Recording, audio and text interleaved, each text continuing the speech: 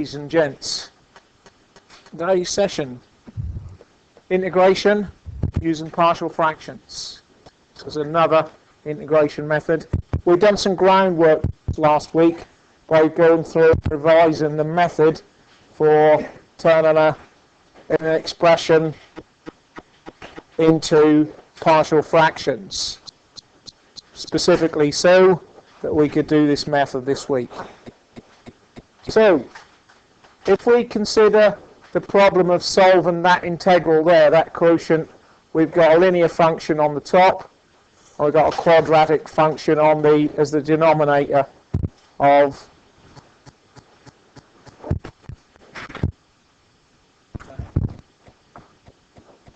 quadratic as the denominator of that particular function. So there's a standard entry in the table for that function, for integrals of that type. However, in last week's session, we looked at how we could turn that function into two partial fractions. And that's the answer to that problem. So can you see now, without looking at the remainder of the notes, how you might be able, what technique could we use now to solve the two partial fractions separately? Remember, we can deal with this by finding the integral of that part and taking away the integral of that part. We can solve those two parts individually. But what do we need to do? What technique do we need to do to solve this part and this part separately?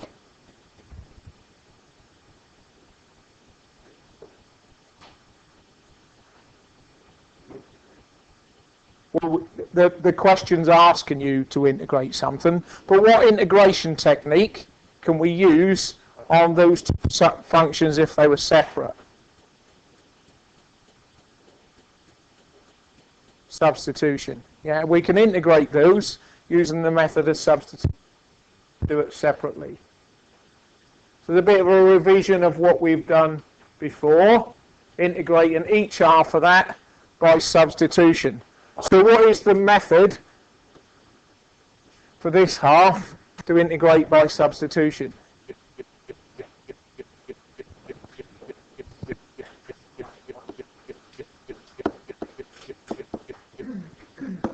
Yep.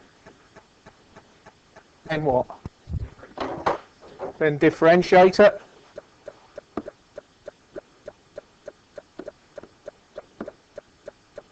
Hang on. It's not.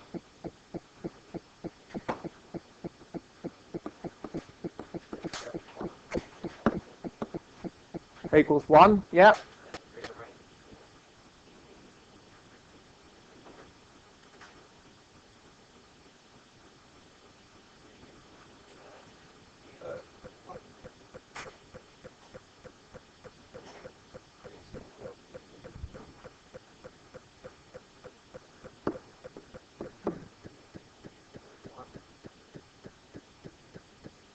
Is that what we want? Is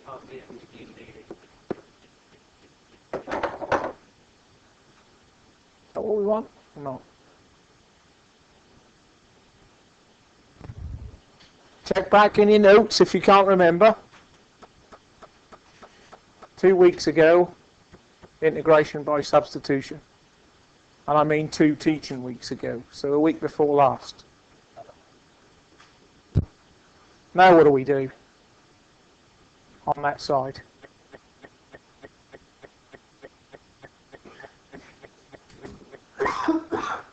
What can we now say the integral is?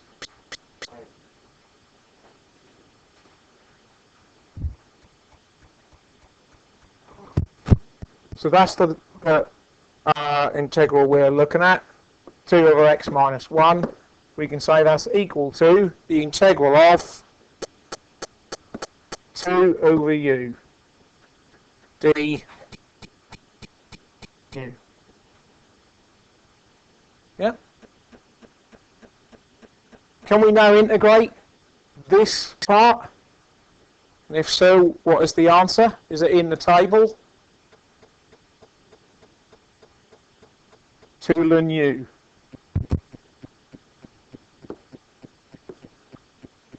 ln you mean? Anything missing? C. Yeah. Now what can we do?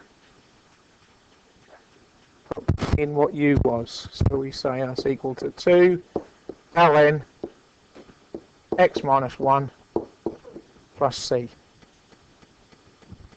That's that half.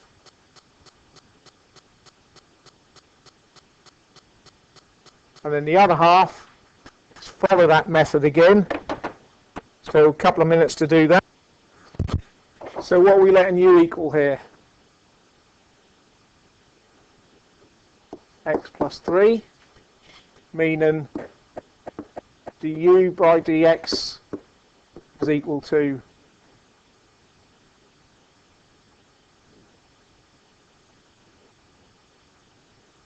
what happens to constants when we differentiate? They disappear. Must be 1. Yeah. Therefore, dx again is du. So we can substitute that in integral of 5 over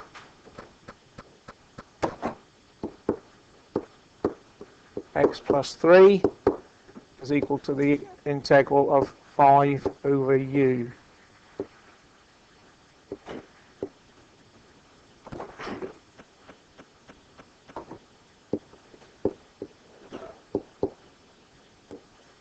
du.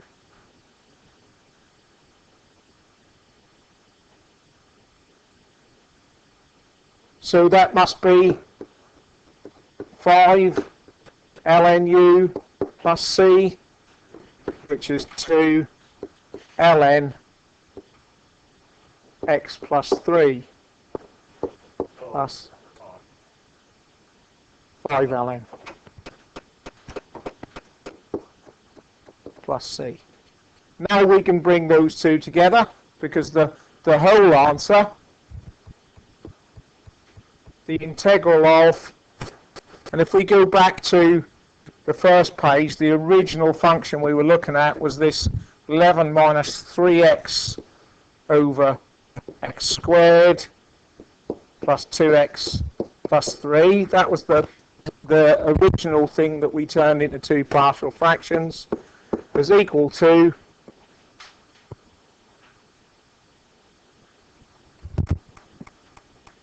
sorry 2 ln x minus 1 take away, because we're going back up to the top here now, it's the integral of that bit, take away the integral of that bit, 5 ln x plus 3, all with one constant of integration.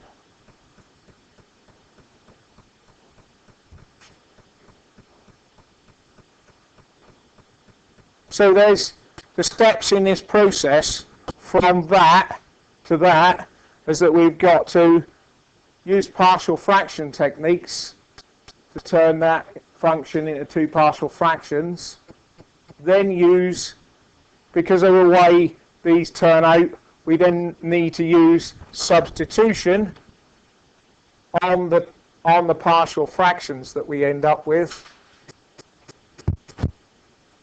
Use substitution method to find the results of the 2 or 3 partial fractions, how many we've got, and then bring all those results together at the end in a final answer. Okay? Everybody reasonably happy?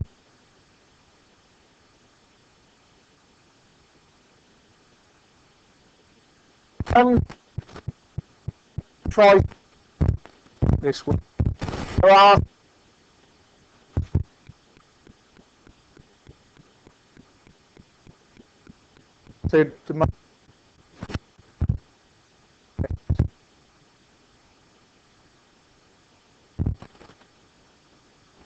two pairs that are doing the same one together and agree an answer method. And somebody from each group of 4 is going to come up and the answer to each of those problems on the board. And I'm not looking at you for any particular reason, Elliot. It just happened to be that you're in the eye line. Okay? So, Christian, work on the first. Dan, Curtis and Elliot, the third one. Second one, third one.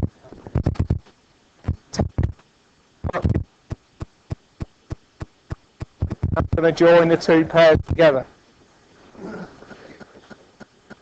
So, summing that up for anyone watching the video is, first of all, we need to write out in partial fraction form, and then go through the method of partial fractions to end up with that. Then equate numerators. Let an x equal 3 first to find a. Let an x equal minus 3 to find b. Once we do that, we can write the original function in partial fraction form, like so.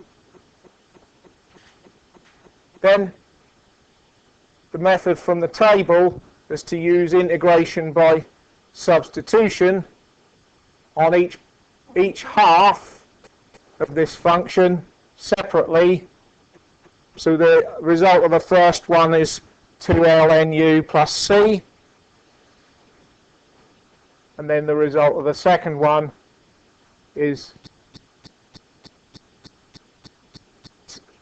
2ln x minus 3 plus c as the result of the first half, and 2ln x plus c as the result of the second half, bringing both of those together at the end into one answer. So, for those watching the video, in summary, the solution to the second one: split into two partial fractions, common denominator, equate the numerators. First of all, let x equal minus 2 to find a, which is equal to 1. Then let x equal minus 3 to end up with b being equal to 5. Write the integral out in partial fraction form, and then use substitution, initially letting u equal x plus 2 to end up with ln x plus 2 plus c, and then letting u equal x plus 3. Go through the process again, ending up with the answer being 5 ln of x plus 3 plus c. Finally bringing together the full answer to the whole integration at the bottom. Everybody happy? I understand and agree that that's the right answer. Right, third problem for anyone watching the video and want to check their answer. Turning the original problem into partial fractions, plus multiplying, equate the numerators, let x equal 2, to end up with a is equal to minus 1. You let x equal minus 4 here to end up with b being equal to 2. Write the integral out as an integral of two partial fractions. Deal with each side in terms of using integration by substitution to end up with two answers that you tie together at the end as one answer to the whole problem. Yep. One point to make, I thought I saw somewhere. No, I didn't. That was in the previous one, I think. Just going back here in your one, Josh. Jordan, I mean, sorry. Is that you should, that ought to have a dx in there. This is du. That's with respect to x. For completeness of the notation. Yep. All right. Other than that, good work. Okay. So not too much of a problem. Let me see if I can find one more for you all to have a go at. Right. So first thing to do is expand out the top and factorize the bottom. So we can say that's equal to, and the top expanded is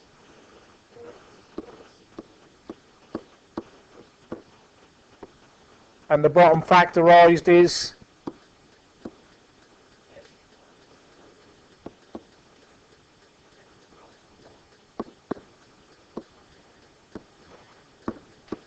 dx. Yep.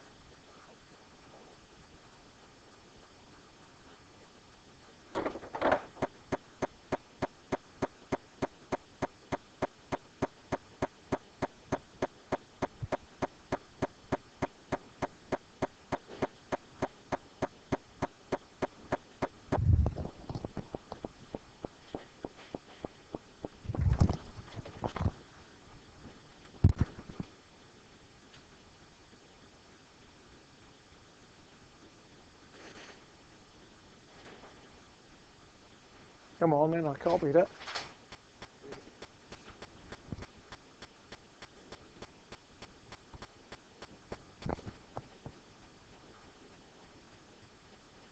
Now we can say that as equal to two partial fractions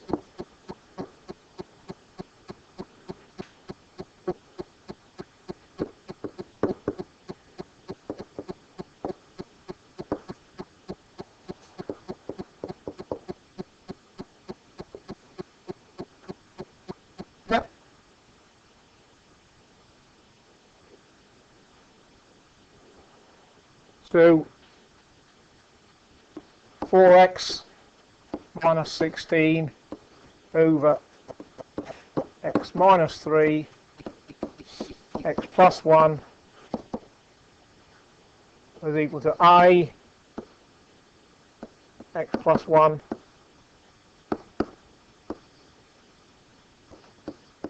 minus 3 all over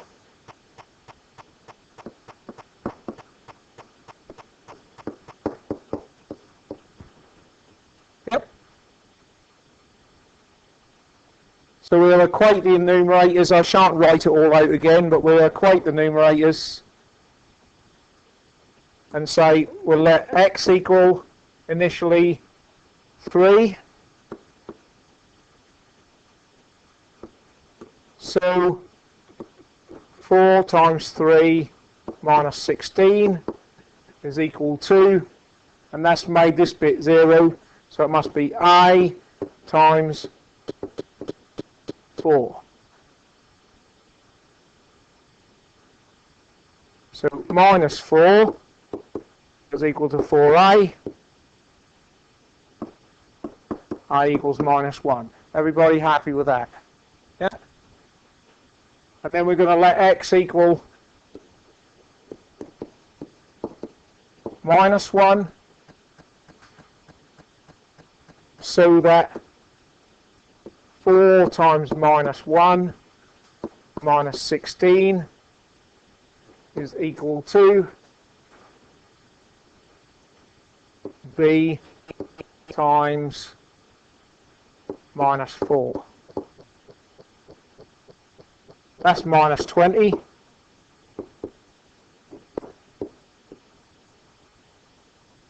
Therefore b is equal to 5. Everyone agree with that bit? Yeah? Which means that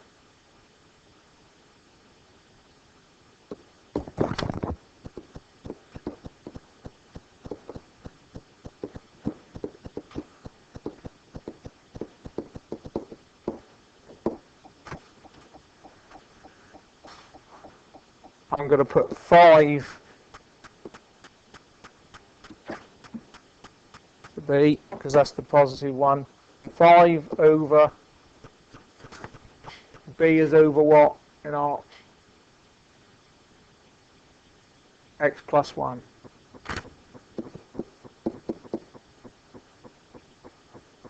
Minus 1 over x minus 3. And that's the integral of that. dx is equal to the integral of that dx. Yep. Now we can do the integration by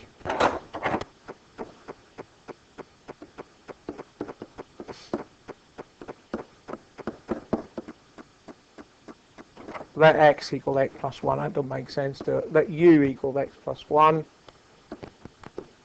du by dx equals 1.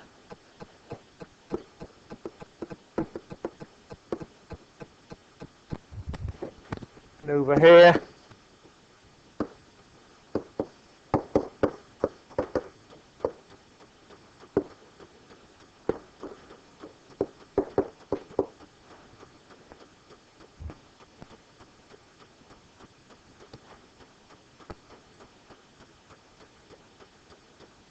so the integral of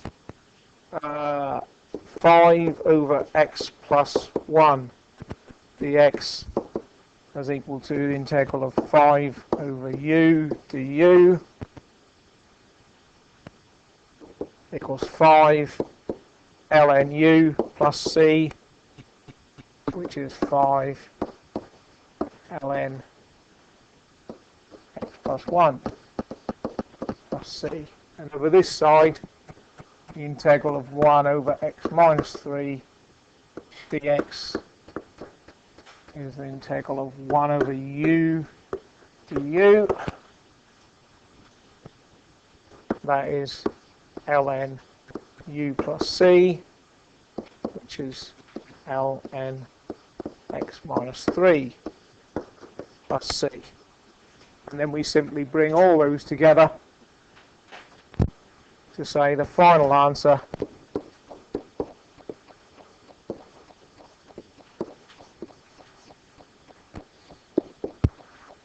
5 ln x plus 1 minus ln x minus 3 all plus c. And because of course in the exam I might ask you to do that on a definite integral, which will just mean evaluating that to the limits once you got to the end. If you do get a definite integral like that, I would do the integration in terms of find the indefinite integral at the end here, and then substitute the limits in to that, rather than get the limits involved earlier on.